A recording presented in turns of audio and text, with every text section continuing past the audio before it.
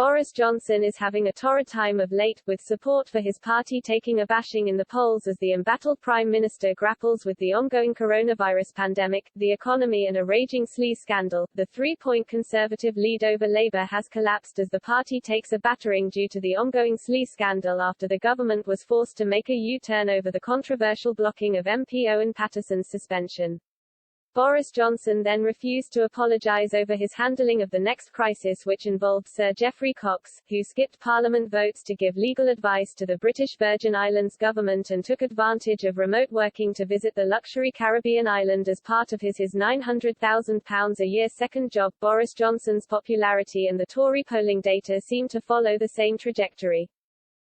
On July 1, 2019, when Theresa May was in charge of the party, data from YouGov shows the government's approval level was its lowest of any time over the past 28 months.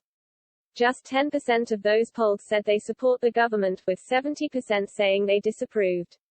But it wasn't to stay that way for long. Mr. Johnson was elected at the end of that month following a leadership battle, and the polls reflected such a change, buoyed by the new and popular Prime Minister's arrival into Downing Street.